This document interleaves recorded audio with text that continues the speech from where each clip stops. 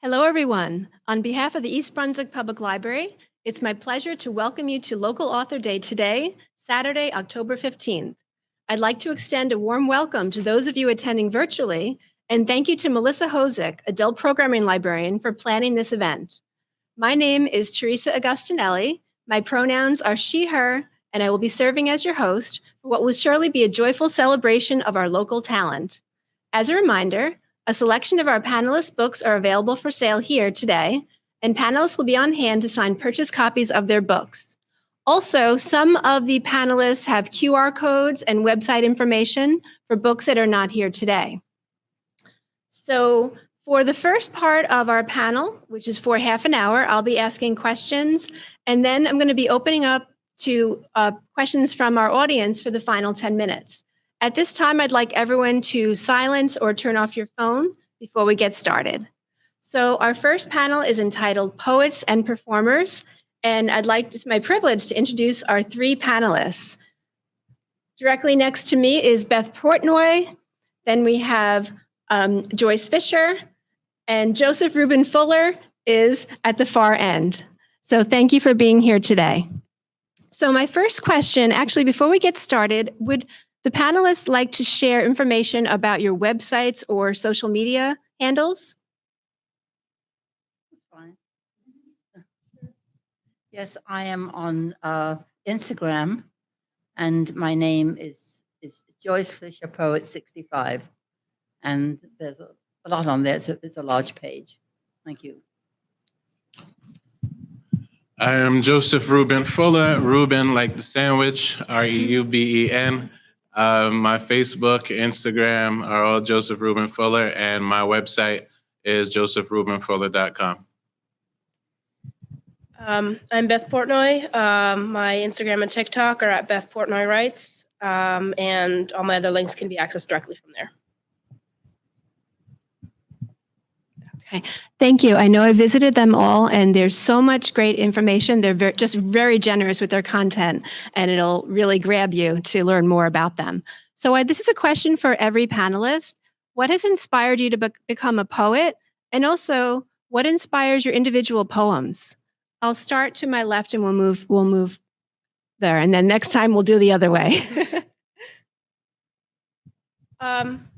Honestly, what inspired me to be a poet is the fact that you can write whatever, and it does not have to abide by any rules per se, except for the ones that you choose to work with. And absolutely anything inspires me to write poetry. Honestly, I've written poems about being annoyed at being stuck in traffic, and some deeply existentialist ones. It varies a lot. But I have to thank just several English teachers in my life for inspiring me to write poetry, because that's kind of what kickstarted the origin story. Okay, thank you. I was inspired by a friend a number of years ago who shared her poetry with me. And I wasn't inspired to write it. I was just inspired by her writing. It was so real, and I guess it's perhaps called modern poetry, but it was not like anything that I had read as a child when I was really into the regular classical poems. And it dealt with life, and it was so very real. It was some of them were touching, and some of them were beautiful, and some of them were angry. I mean, it was life itself, and I could relate to it. So I guess eventually when I started writing, perhaps I had the nerve to write that way because it was quite acceptable. It was just easy to do. Thank you.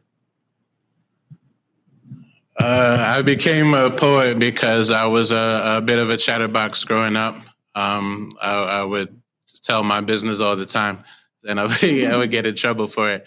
So I had to learn another way in order to get my thoughts and experiences out. So I started writing. Life in general inspires me. The things I go through, things my children go through, pop culture in general. So I don't have a restriction as far as the topics and concepts that I use. Thank you to everybody. Could you please describe your writing process? Do you maintain a set schedule, or do you write when inspiration hits? So actually, we're going to start with Joyce, and then we'll move on to Joseph, and then we'll come back to Beth. only write when inspiration hits. I don't plan anything. I think that's what I love about this. There's no stress and there's no system. I don't have to sit and worry about whether it rhymes or which words are correct. I just write spontaneously. Thank you, Joyce. I am the same way. For poets, we have National Poetry Month, where we try to write 30 poems in 30 days. And every year I say I'm going to do it, and I never get all 30 days. So it's just always when the inspiration hits, I try to get as many thoughts out as possible. Obviously, for me, it's the same. I only write when inspiration hits, but it's a bit of a training process, I think, in getting inspiration to hit, because for over a year now, I've had a project where I try to write a poem a day, every single day. It was really tough at the start trying to get stuff out. A lot of them felt artificial and needed quite a bit of editing to get them to sound good. But since I've had quite a few diamonds in the rough and quite a few that just came out polished, and it's a work in progress, obviously, but I was inspired by that same poetry month, and it's worked for me since. I continue to this day, write a poem a day, every day. Some of them I like more, some of them I like less, but it always ends up flowing at random times of the day, and it just feels right, I guess, for me. Thank you. My next question is, actually, I want to ask you to share. Could each of you, starting with Joseph, share 1 to 3 lines from one of your poems and tell us a little bit more about its meaning? So we're going to move from Joseph, Beth, and now Joyce after that. I'm trying to do better at being better. For better or worse, my worse has to do better, because if worse comes to worse, that negative wouldn't be positive or cancel each other out. So those lines are from a piece entitled Seasoning to Come Back With. It was a point in my life where I hadn't written or performed in quite a long time. So it was more so my introduction back into the poetry / spoken word field. So I'm trying to do better at being better. For better or worse, my worse has to do better, because if worse comes to worse, that negative wouldn't be positive. So negative, positive, obviously, it wouldn't link out. So that's the beginning. A lot of times what I do with my poetry is set something, the groundwork.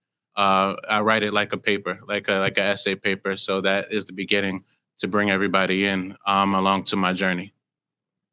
Thank you. Well, poetry is very new to me, but writing is not. I've always written.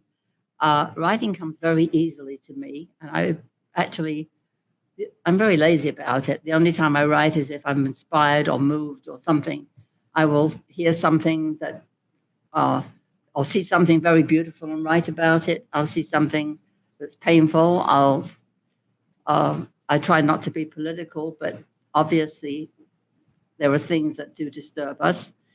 And there's such a variety of interests that I have. And then, of course, I have a lot of interests, my own. Many of my poems deal with social issues. And I have no problem writing them. They just come too easily. I sometimes feel guilty. Thank you. Thank you. My favorite ending to one of my poems from my second book, The Sunday of Summer, is once upon a time, a poet lacked a rhyme scheme, and so she wrote haikus. It's a reflection mostly of one of my favorite poetic structures where I can't stop myself at a single haiku, so I just take a lot of them, and usually an ABC rhyme structure.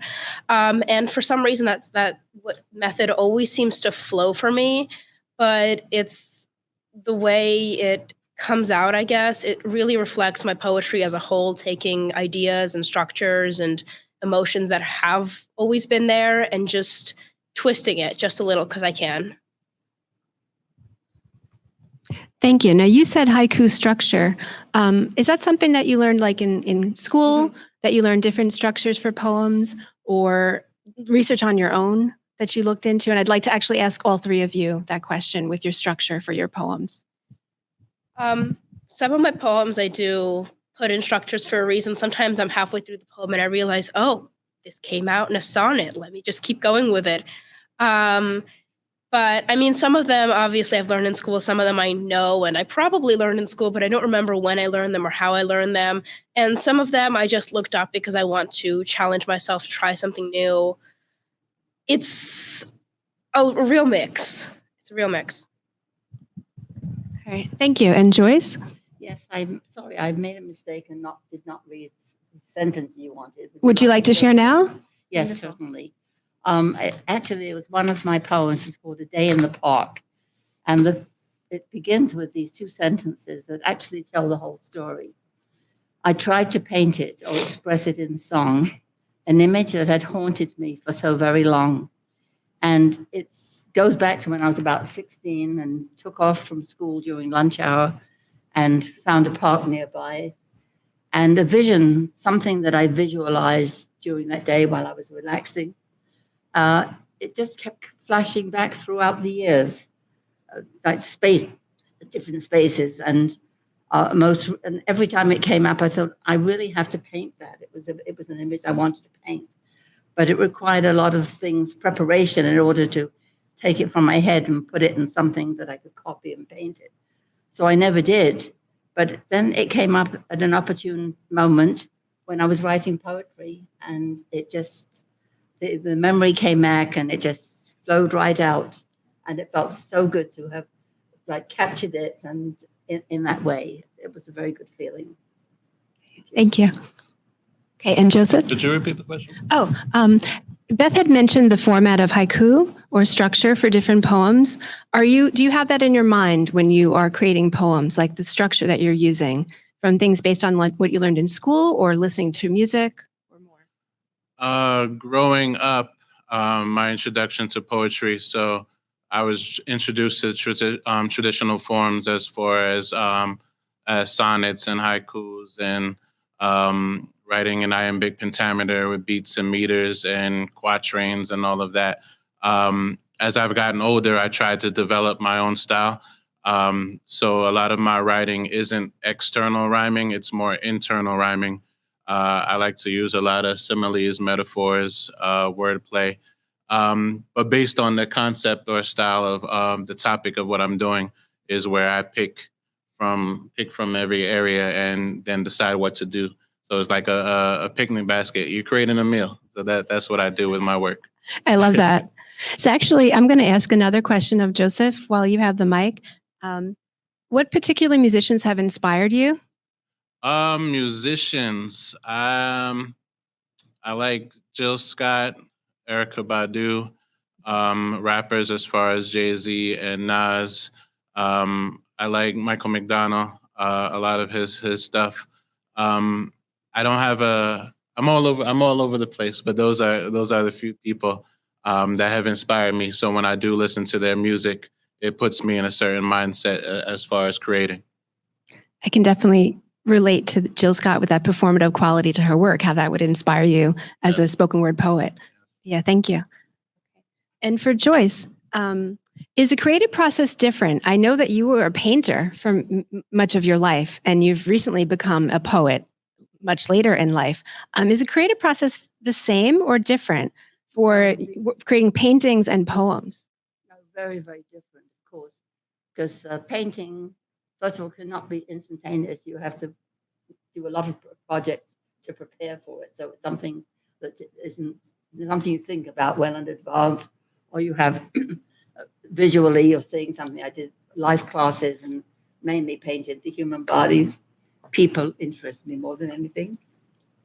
And with poetry, I don't give any thought to it beforehand. Frankly, most of my poems I write in the middle of the night, between 3 and 5, and I wake up and they come out, they pop out of my head.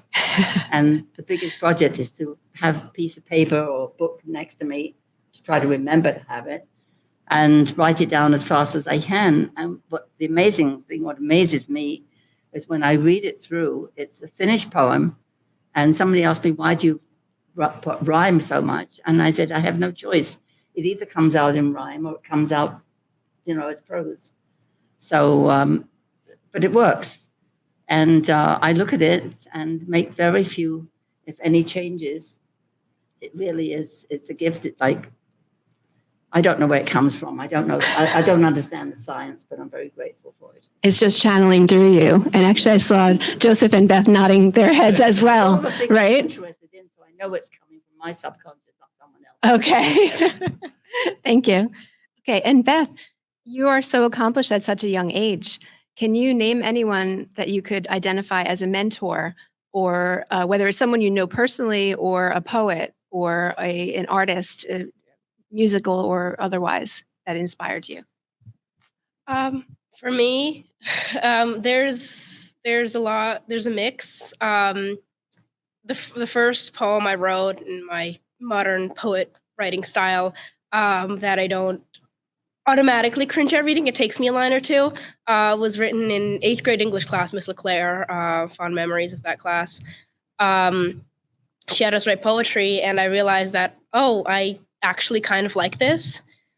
But I didn't really start writing poetry till later, when I heard Amanda Gorman's The Hill We Climb, and I realized that this too is poetry. It does not have to be Shakespeare, which I am not a fan of. And I realized that I could write things that aren't necessarily in centuries-old style, and they'd still be poetry, they'd still be real, they would still echo within people, and that it could work. And since then, honestly, there's been a mix of small influences by a lot of people, support from people in my life, and just this partially unearned, and since then I like to believe earned, audacity that I could do it. And what was there really to stop me? And it's mostly a lot of impulsive why nots that's got me where I am today. I love that, the way you put that.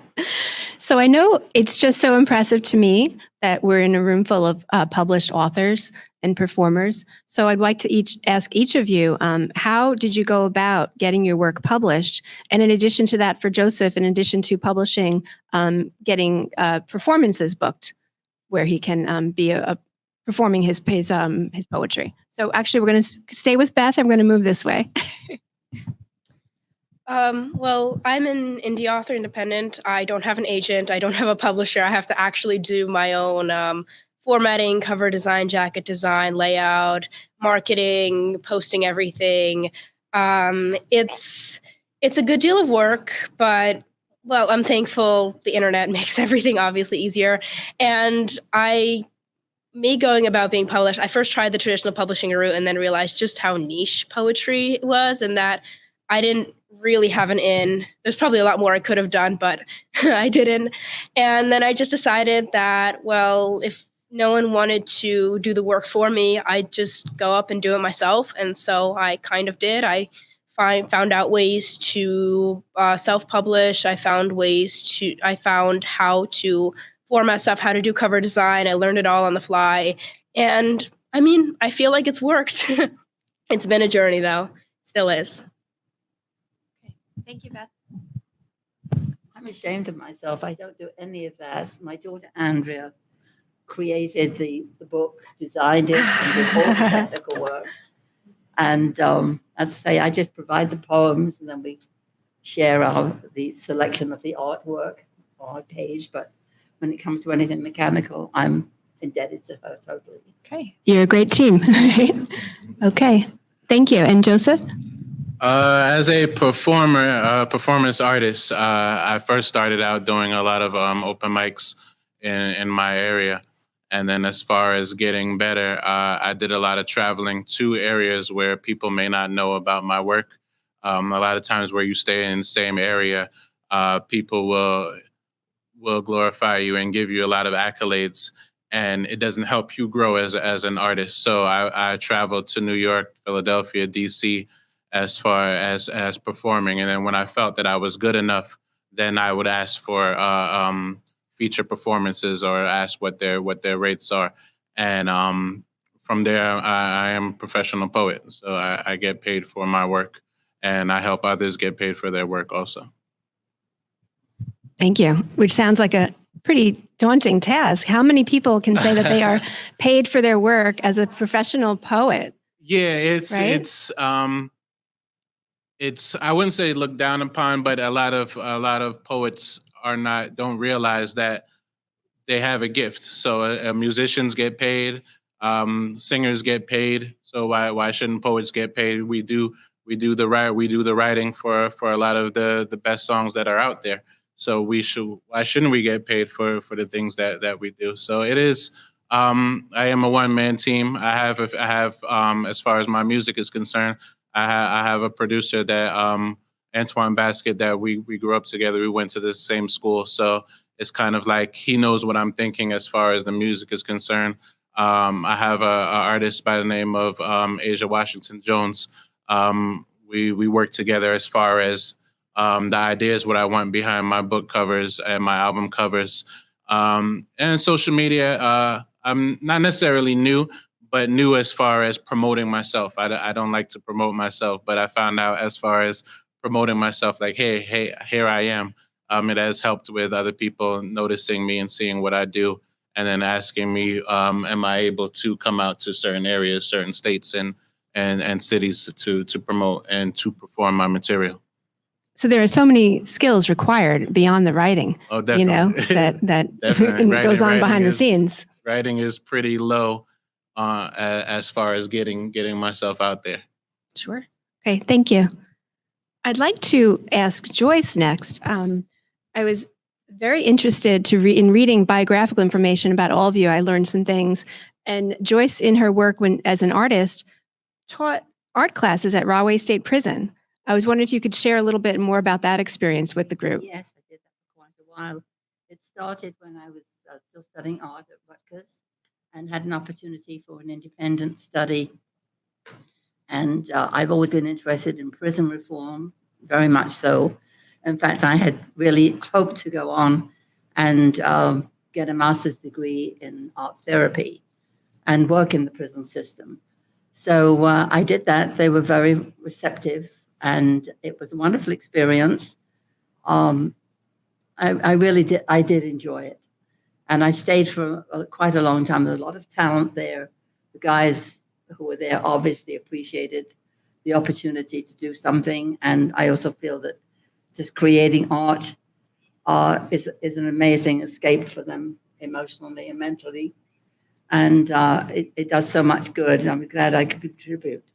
I stayed for years, continuing after I graduated.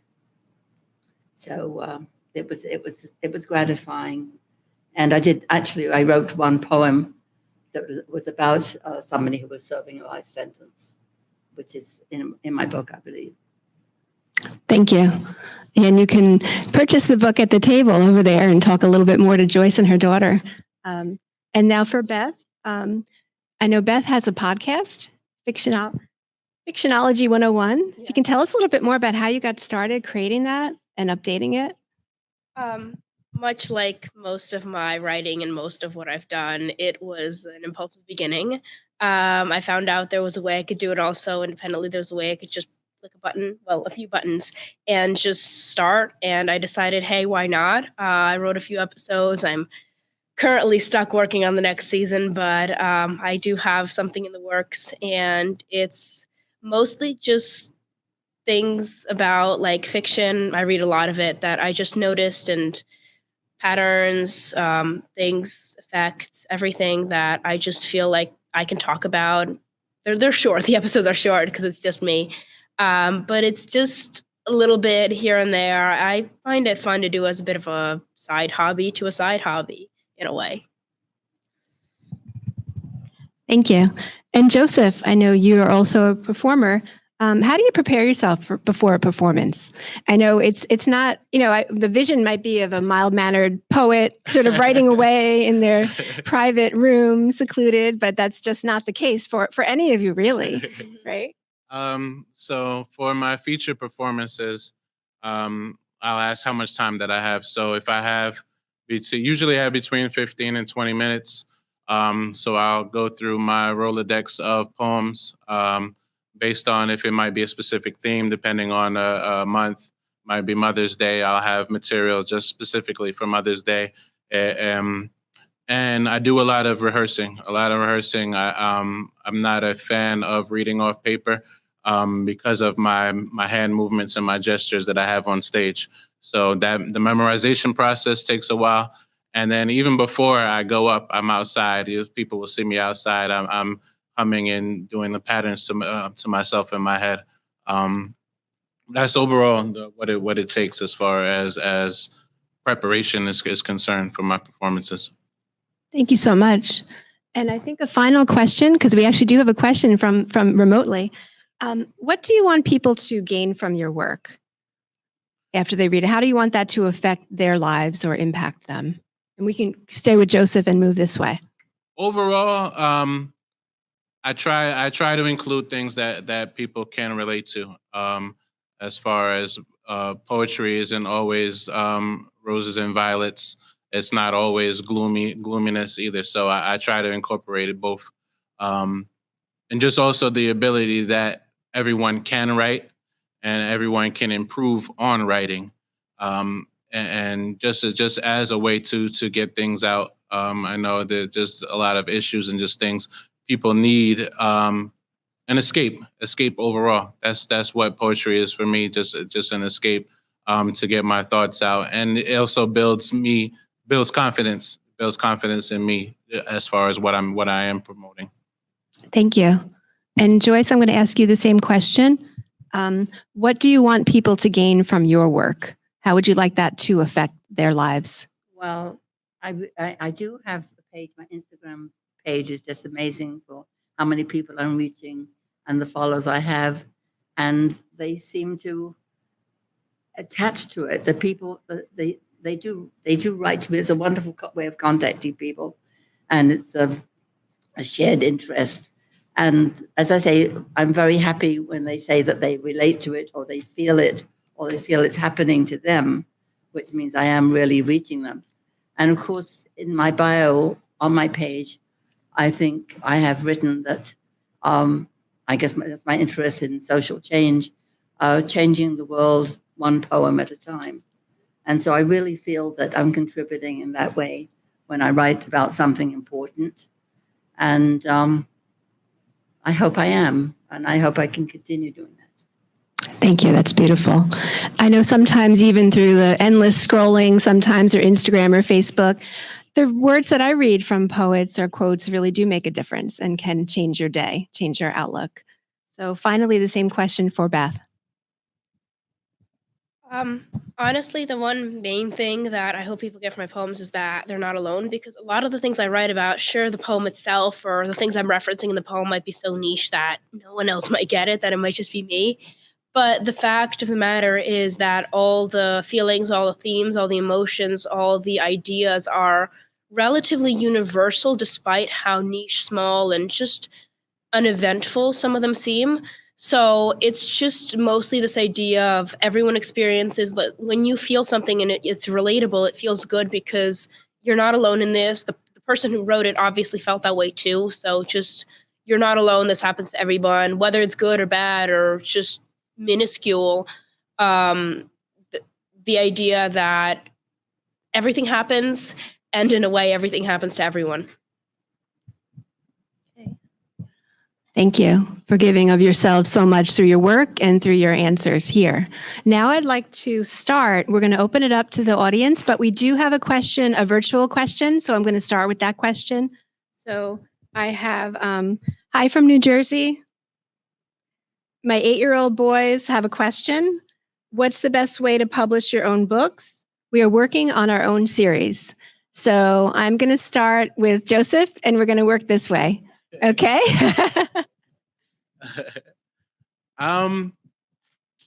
Being brutally honest, I feel the best way is to promote in your community. Your community, your neighbors can potentially be your biggest fan base. I feel a lot of times people will go for books and think that they're going to be #1 bestsellers overnight, instead of starting small. The people in the area. So especially being the children being 8 years old, the school in general, their elementary school can be their biggest supporters as far as their teachers, to the people that see them that know who they truly are. those should be the first ones to purchase and to push forward and to congratulate what they're doing. Okay, thank you. And Joyce, do you have any suggestions for an 8-year-old boy that would like to publish a series? No, I know how publishing, how difficult it is. And as I say, having not done it, I really can't offer any assistance. All right, thank you. And Beth?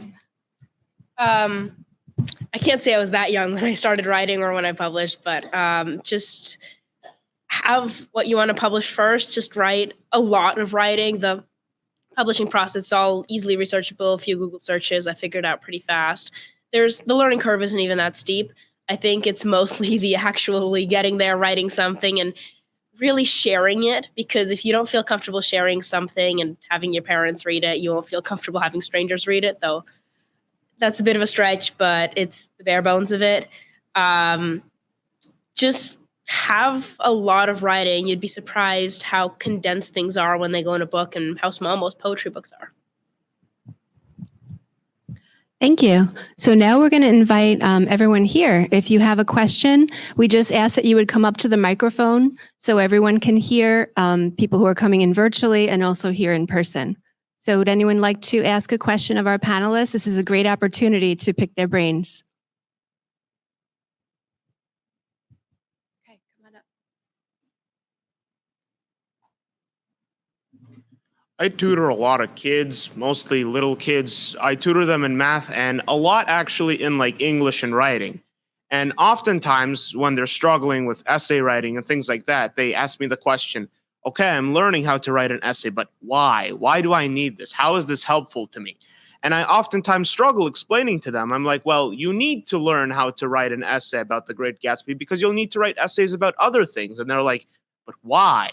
So kind of, could you help me give an explanation to all those students as to kind of the real usefulness of writing? Because there obviously is one. Okay, so for our 3 panelists, if you were talking to students about the usefulness of writing an essay and they're asking, what's the purpose of this? Why do I have to do that? What would be your answer? I was a pre-K teacher in my past life. So I taught 4 and 5-year-olds. What I could say is just writing and reading. So that's more so the thing, writing and reading. It helps with confidence. It helps with confidence. It helps with being able to stand up for yourself. It helps with being able to speak in front of an audience. Overall, those are things that are necessary in life. Just being able to navigate through language. I think that's one of the most important things, how your students will be able to grow and flourish. Thank you, Joseph. Joyce, would you like to comment? Yes, of course, they have to know that ignorance is not bliss.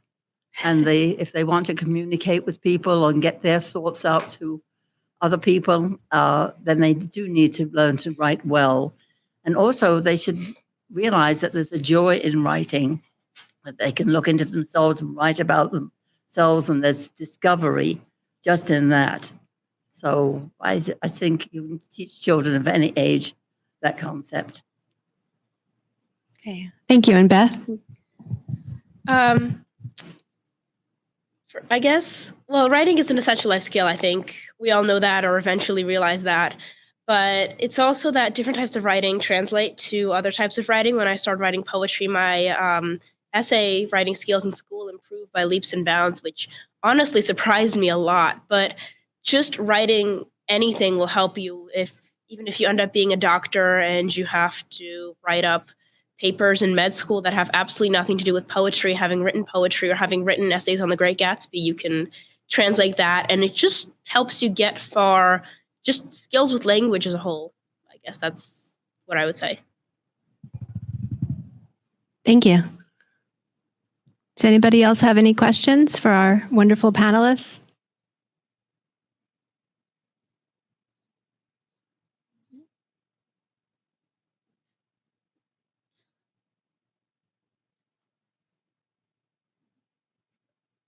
Okay, we have a couple minutes. If there are no questions, is there anything that a panelist would like to share that I didn't question? Is there any final information that you'd like to impart? I think I read this one quote somewhere. I honestly don't even remember where, but poetry is the music of the soul. And I guess that makes sense because some of us feel like we could get lost in music, and poetry is the way to let that pour out. So it's a quote I live by a little bit. Thank you. I probably said everything before, but actually it's a source of great comfort. And just because they come out, like, as I say, they pop out, they write themselves, it doesn't mean that my own personal feelings are not in them. They're in them.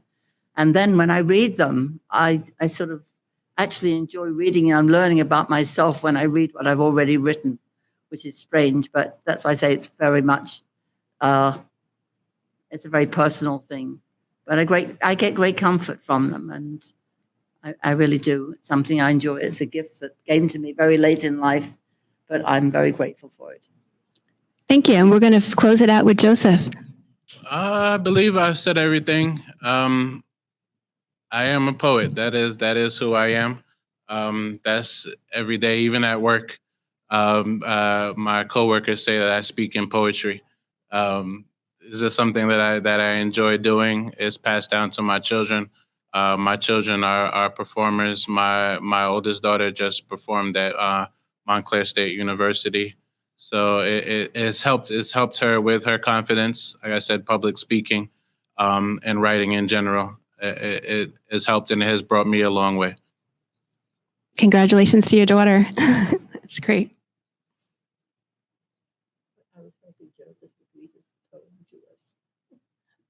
Oh, he did, right? Oh, did you? I think he read, right? Yeah. Oh, I think she wants to hear an entire piece. Oh. Do we want to do that? Yeah, I could do something. That would be awesome. I'll do the one that I did before. I will do that one. I am trying to do better at being better. For better or worse, my worse has to be better, because if worse comes to worse, that negative wouldn't be positive or cancel each other out. Damsels in distress reveal trust issues at the stress factory. At the stress factory, I laugh the pain away. The pain from the window still sits in still cylinders, dazzling thoughts on the John. When I gave my dog a pound of solid advice diligently, I've willingly willed my way to not lose, more so usher in which would not sit in its proper aisle, always have wings. My archangel embarked in fables and brought them to fruition. Intuition is bishop in a battle with cable, too direct to view. Papers sometimes shield the news, captain of ironing, so the steam from the water stream will increase when my hawk eye reaches its ultimate vision. Prison is no position for my bar, so the idiosyncrasy is mountains of nuggets in jars, not one for the clubs, but I always aim to shoot under par, and my moon and stars talk isn't reserved solely for the night. My delight is when ladies throw knickers. I'm in love with Snickers, but I'm fed when off with the head comes from the feminine regimen. To be blunt, I'm trying to be heard and read, man, but to be Reggie. I'm trying to do better at being better, live life better, playing safe than sorry, though in sorry, I always took my men from the life and went for broke when trying to direct in this new movement. My new movement is to be moved when Bo learns to tie his bow tie, and whether I wins or not, the goal to permanently succeed will be achieved. Thank you.